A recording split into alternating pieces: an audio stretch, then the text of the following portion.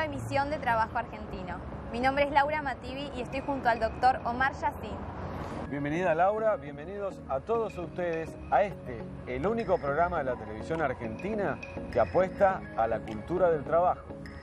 En el programa de hoy, el doctor Eduardo Lema Castillo nos trae tips legales para emprendedores.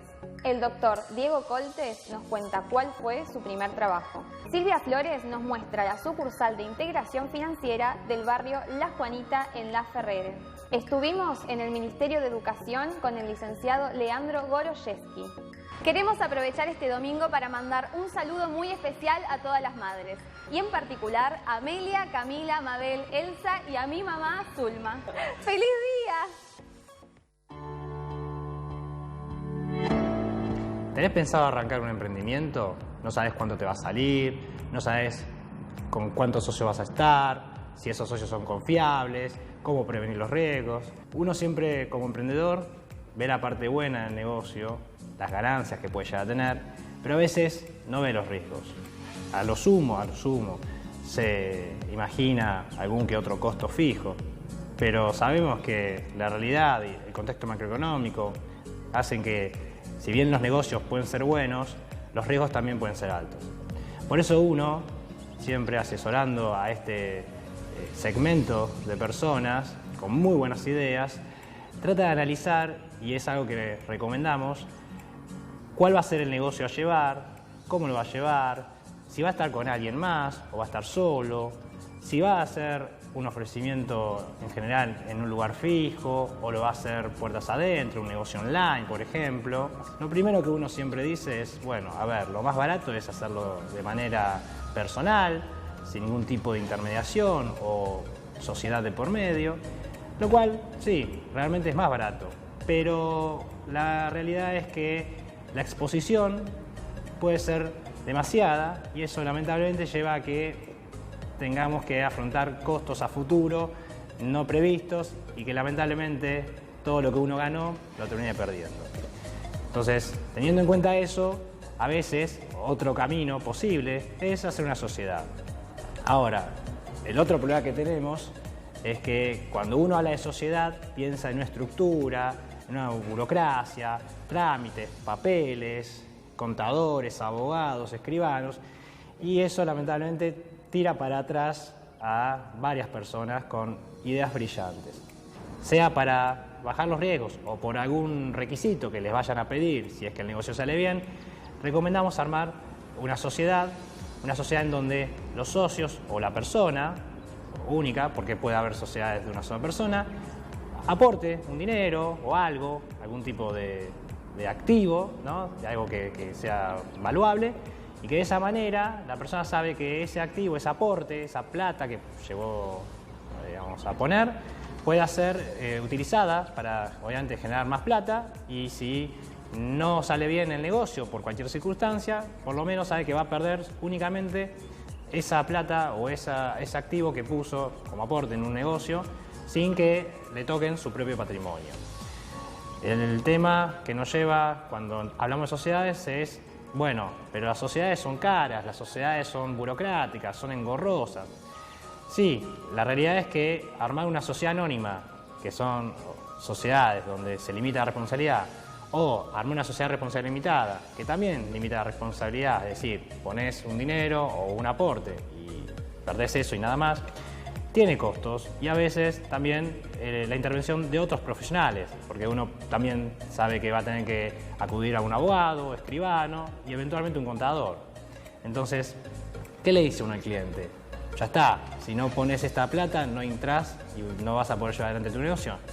Bueno, antes lamentablemente era así, o sea, el acceso a armar una sociedad no era para todos, pero a partir del año 2017, con una ley nacional para los emprendedores, se armó un nuevo tipo social llamado Sociedad por Acciones Simplificadas, la cual permitió que las personas puedan tener una sociedad similar a la anónima o similar a la responsabilidad limitada, mucho más sencilla y de manera totalmente online. Es decir, no hay más libros, no hay más rúbricas. Además de eso, los costos para armar esta sociedad, que también limita la responsabilidad, cabe remarcar esto, son mucho más baratos que los de una sociedad anónima o una sociedad de responsabilidad limitada.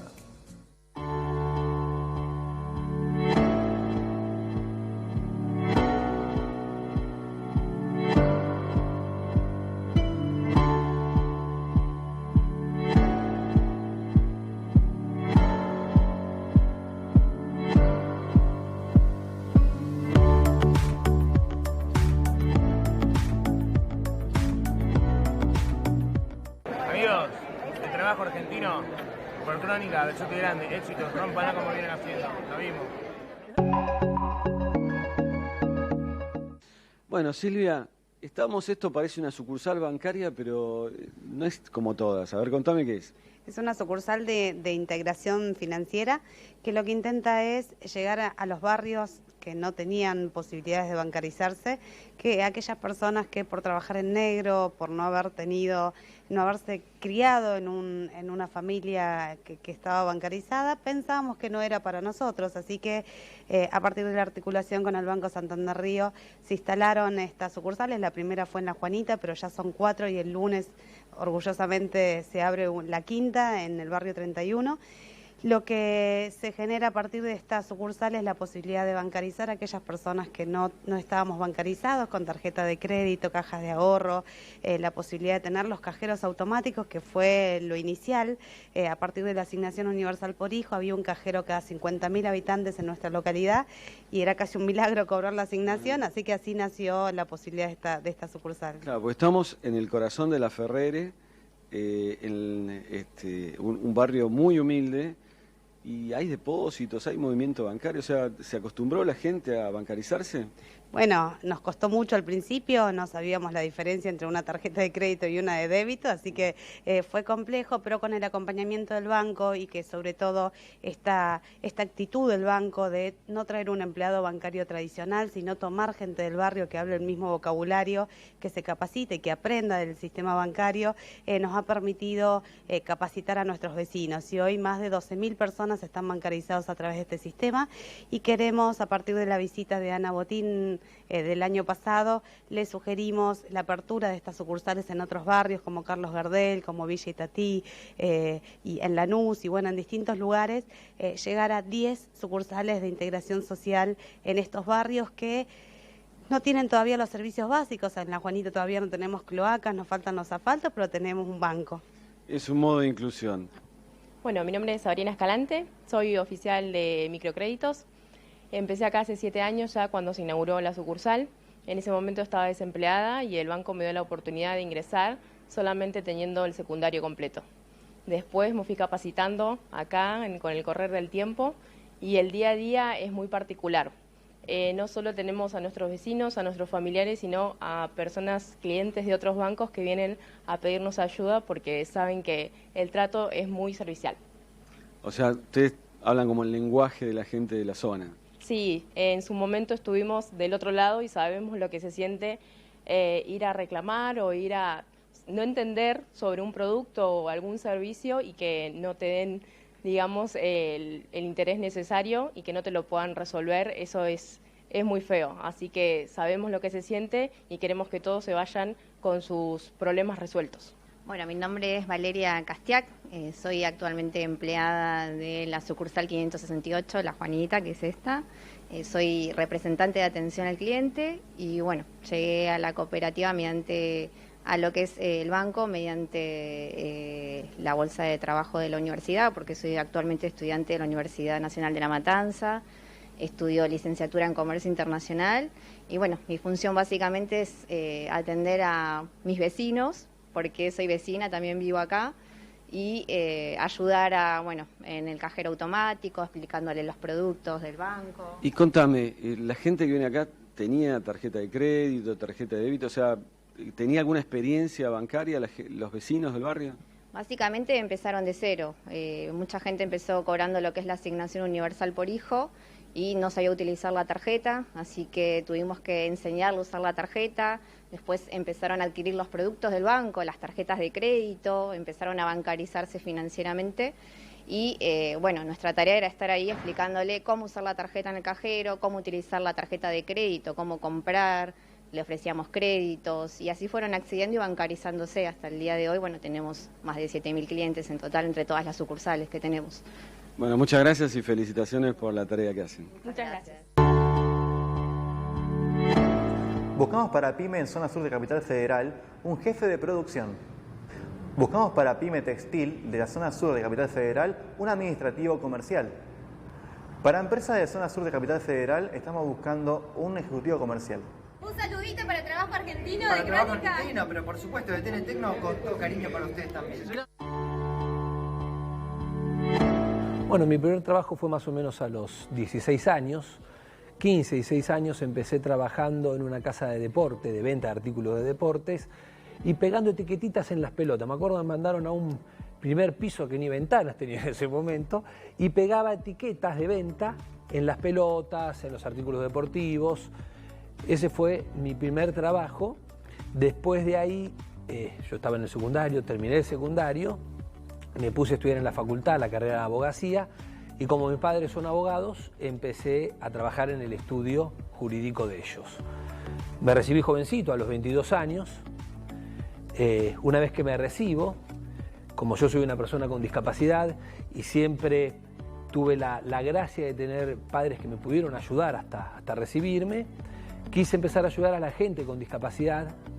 Entonces fui a San Miguel, de donde soy oriundo. Había una institución que se llama APAD, y en esa misma institución empecé a preguntar si podía ayudar. Yo realmente hasta ese momento no sabía nada de discapacidad. Reitero, nací sin un brazo y mis padres, siendo los dos abogados, tampoco sabían nada de discapacidad.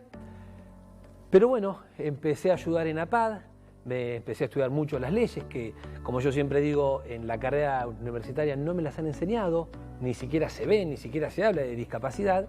Entonces, una vez ya terminado, empecé a estudiar la parte de discapacidad, empecé a dar congresos, empecé a hablar en congresos. Me acuerdo de los primeros congresos, de lo que hablaba era de las pasantías para las personas con discapacidad, porque yo siempre lo que quiero es la inclusión de la persona con discapacidad dentro del mundo real, ¿no? Y sobre todo en el trabajo. Entonces en ese momento, yo con 22, 23 años, empecé a hablar a empresarios, al Estado, de cómo incluir a las personas con discapacidad en un trabajo real. Ahí conocí a gente de diferentes sindicatos, empecé después a trabajar acá en la CGT, en lo que era el Instituto por los Derechos del Trabajador con Discapacidad, hasta que, años no me acuerdo ahora si fue en el 2004 o 2005, se unió la CGT, y bueno, seguí trabajando siempre con el afán de ayudar a lo que es mi propio colectivo, ¿no? Que somos las personas con discapacidad. Después empecé a trabajar en diferentes gremios, sobre todo en las obras sociales, más precisamente en la atención a las personas con discapacidad, y también por fuera de las obras sociales, que atiendo mucha gente con discapacidad justamente para reclamarle muchos casos a lo que era PROFE anteriormente, que hizo Incluir Salud, las prestaciones para las personas con discapacidad. Más o menos en el 2010, si no mal no recuerdo, ingresé a trabajar en el INADI como director del área de discapacidad por un convenio marco que se había firmado entre el INADI y la CGT. Estuve trabajando en el INADI, presentamos un montón de proyectos en lo relativo a discapacidad. Como yo siempre lo digo, desgraciadamente no hubo mucha importancia, desde el propio Estado en ese momento no le dieron mucha importancia a lo que habíamos presentado. Después, por las vicisitudes de la vida, dejé de trabajar en el INADI y seguí trabajando y sigo trabajando actualmente con un grupo grande de personas que tenemos en todo lo que es el acompañamiento a las personas con discapacidad, sea a nivel privado o a nivel obra social, ¿no? Como lo explicaba antes. Inclusive en la actualidad, con este grupo que tenemos de gente, estamos preparando muchos proyectos para presentar, y estamos presentando muchos proyectos en lo que son municipalidades, en provincias del interior, siempre hablando de lo que es básicamente la inserción de la persona con discapacidad, terminar con la burocracia que hay estatal y en las obras sociales también, sobre todo en la atención de salud para las personas con discapacidad. Eso es básicamente todo lo que voy haciendo. Me metí en política. Este año por primera vez participé en política porque lo que veía era que me cansé de presentarle a los políticos de muchos municipios, de la provincia, proyectos para hacer y que no nos daban bola. Entonces dije, bueno, a ver, ¿qué tengo que hacer? ¿Me meto? Porque sería la única forma, que pienso yo, de por lo menos poder estar y decir, bueno, yo voy a pelear por lo que considero súper importante, que es la inclusión de las personas con discapacidad en el mundo laboral, en la salud, en la sociedad, etc. Y me postulé como concejal en Malvinas Argentinas, donde yo tengo domicilio hace muchos años, por La Baña. Pasamos las PASO y bueno, seguimos, veremos cómo nos va ahora, ¿no? Y si no, bueno, seguiremos trabajando incansablemente para poder lograr empezar a estos objetivos, ¿no? Yo siempre pongo un ejemplo sonso, yo digo, las mujeres por sus derechos pelearon años y ahora están muy visibilizadas.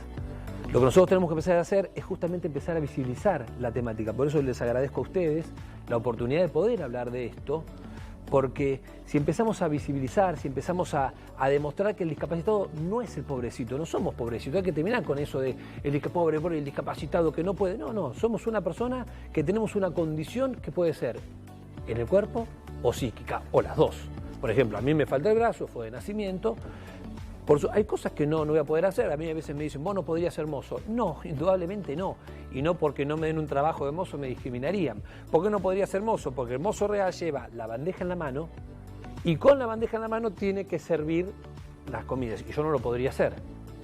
Bien, pero no por eso sufrir una discriminación, sino que soy idóneo para otras tareas tal vez. Como yo siempre digo, yo aprendí mucho y me ayudaron mucho desde chiquitito. Mi familia, cuando yo nací sin el brazo, reitero, contaban que los médicos decían, no, va a ser un inepto, va a ser un inútil, no va a poder hacer nada, hasta que pegaron con un médico, esto a 40 años atrás, ¿no?, que les dijo, lo tienen que criar como un chico sin discapacidad. Yo imagino que fue más difícil para ellos que para mí. Yo empecé a ir a rehabilitación de muy chiquitito, al Centro Nacional de Rehabilitación, que hoy en día desgraciadamente está muy devenido abajo, y ahí me enseñaron a levantarme los cordones, a cortar, etc. Por eso yo digo que es fundamental la estimulación temprana en las personas que nacen con alguna discapacidad y en las personas que adquieren una discapacidad a lo largo de su vida. Que nadie está exento en un accidente, porque te pasa algo. Entonces es muy importante que esto se sepa. La estimulación temprana es fabulosa, ayuda justamente además a sacarte los prejuicios. Bien, y cuento una anécdota sonsa que siempre la cuento. En mi barrio, mis amigos, como me conocieron desde chiquitito, se subían a un árbol, trepaban un árbol para jugar. Entonces yo no puedo. Bueno, no podés andarte a dormir. Y yo antes de irme a dormir me trepaba al árbol. De cualquier forma, pero me trepaba. Y eso me ayudó mucho. En el colegio también. Por eso yo digo que la inclusión de las personas con discapacidad, con las personas sin discapacidad, es necesaria, es fundamental. Pero no solo para el discapacitado, sino para la otra persona también, porque empieza a entender que el discapacitado es una condición, que puede hacer exactamente lo mismo que una persona sin discapacidad, capaz con alguna limitación. Reitero, conozco amigos míos que tienen los dos brazos, las dos piernas y no pueden jugar a la pelota. Yo soy un fanático de la pelota, he jugado en diferentes clubes de chico, era bueno, después dejé de jugar, pero por eso es importante y por eso bregamos tanto por todo lo que es la inclusión de la persona con discapacidad. Para empresa dedicada a la venta de instrumentos de medicina, estamos buscando un administrativo de presupuestos. Para empresa ubicada en la zona de Facultad de Medicina dedicada a la venta de insumos médicos, estamos buscando un contador del área impositiva. Para empresa en la zona de Moreno, estamos buscando un administrativo de comercio exterior para importaciones. Un saludo bien grande para toda la gente de Trabajo Argentino en Crónica. La cultura del trabajo es algo que nos identifica a todos, los que hicimos este oficio, los que lo adoptamos, desde donde empezamos y hasta este momento de disfrute, así que emparentado con ese criterio, con esa manera de ser, que sigan bien las cosas para todos. Leandro, te queremos preguntar cuál es la iniciativa que está tomando el Ministerio de Educación. Bueno, muchas gracias, Omar. Bueno, hemos dado una buena noticia para todo el sistema educativo, para la educación técnico-profesional en particular, que es que los chicos que realizan prácticas formativas, prácticas profesionalizantes en empresas, que estudian en las escuelas técnicas, todos los chicos del país, para explicar a los televidentes, todos los chicos de escuelas técnicas del país, que están en el último año tienen que realizar 200 horas de prácticas profesionalizantes. Esto es, dentro de su diseño curricular, tienen que aplicar sus conocimientos, consolidarlos en una empresa, afuera de la escuela. Son 200 horas reloj. Hasta estos días, los chicos a través de la escuela firmaban un convenio con la empresa en una relación no laboral y realizaban sus prácticas. Pero las empresas no podían darlos de alta ante la FIP. Esta era una traba muy importante que tenía el sistema privado de las empresas. Nosotros, mediante un acuerdo que firmamos y que elaboramos con la FIP, logramos que la FIP dé de alta en el sistema registral la categoría de prácticas profesionalizantes. Así que todas las empresas del país y de la Argentina van a poder cargar efectivamente a sus practicantes y van a poder dotarlas del seguro necesario y de esta forma dar mayor certidumbre jurídica.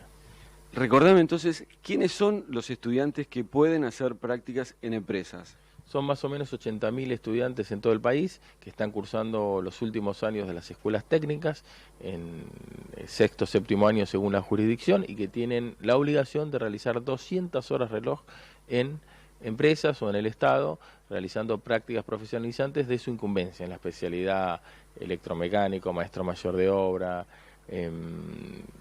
alimentación, agropecuaria, reparación de autos y motos, bueno, distintas especialidades que tiene la educación técnica profesional para que los chicos puedan formarse como técnicos y consoliden sus aptitudes, sus habilidades mediante prácticas profesionalizantes. ¿Y los acuerdos con las empresas, entre quiénes se hace?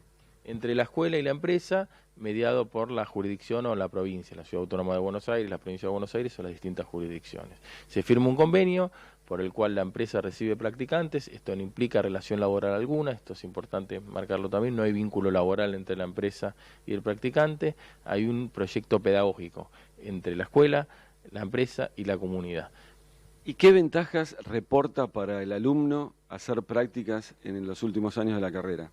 Muchísimas, la verdad que para nosotros es la etapa final de la formación del técnico, es el momento donde el técnico consolida todos los conocimientos que adquirió de manera teórica y práctica en el taller, pero lo vuelca a la realidad en un ámbito laboral, y es importante también que el practicante va rotando en la empresa, no siempre se mantiene con la misma función, va rotando en distintos puestos, desde comercialización, administración, recursos humanos, si esto es una empresa tradicional, y de esta forma tiene una certificación de la empresa, porque la empresa después certifica su función adquirida a lo largo de la práctica, y de la institución educativa que también valida esos conocimientos. Y supongo también que cuando se recibe el alumno tendrá alguna chance, ya que lo conocen, de poder ir a trabajar a esa empresa, ¿no? Sí, por supuesto, es altísimo la cantidad de practicantes que quedan después en las propias empresas, porque tiene una experiencia positiva, porque,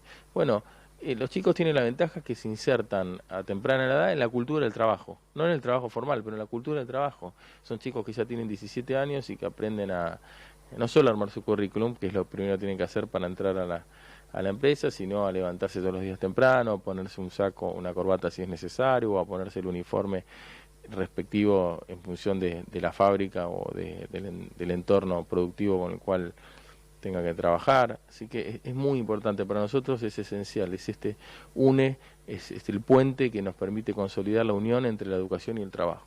Los invitamos a las empresas en el marco de, primero, su responsabilidad social empresaria, ¿no? Porque se habla mucho de la responsabilidad social empresaria, y en este caso, pese a muchos prejuicios que hay en algún sector minoritario del sistema educativo, para una empresa y para un empresario es difícil recibir un practicante, porque tienen que abrir las puertas a un chico que es menor de edad, que le tienen que enseñar, lo tienen que formar en su ámbito, así que es una responsabilidad.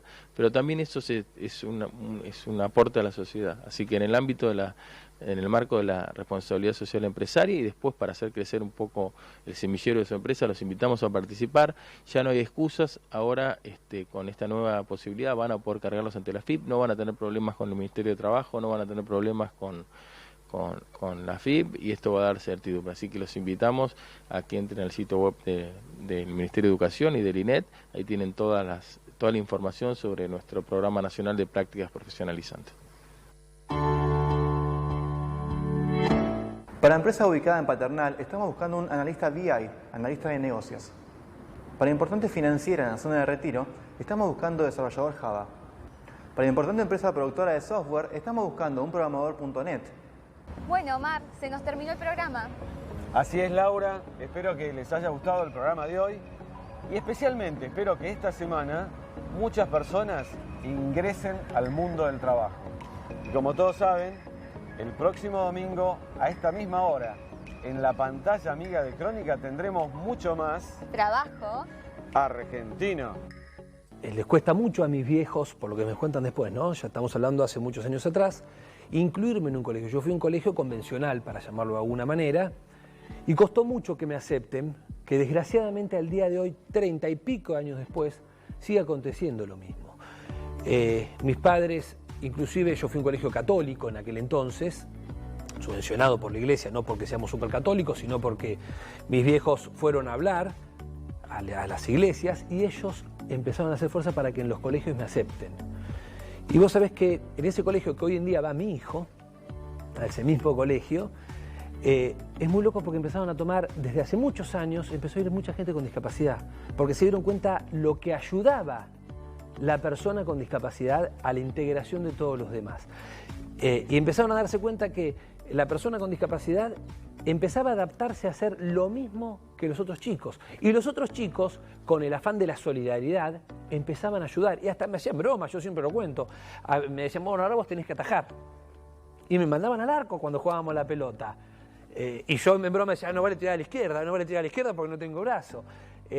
Entonces eso es muy importante, que también los colegios tienen que, si bien hoy en día es obligatorio lo que es la integración, pero sigue costando. Entonces a los padres les digo, no desistan porque es sumamente importante que la persona, si puede, que vaya a un colegio convencional, que no ayuda, reitero, solo a la persona con discapacidad, sino al núcleo. Sigue pasando mucho lo que pasaba en el colegio, que no son los chicos, son los padres de los chicos. Ay, no, tiene una discapacidad, qué problema, que esto, que lo otro. Hasta que empiezan a darse cuenta que su propio hijo cuenta todo el tiempo de eso y empieza a decir, ¿viste? Pudo hacerlo con un brazo. Una anécdota tonta. Nosotros hacíamos competencia en el colegio.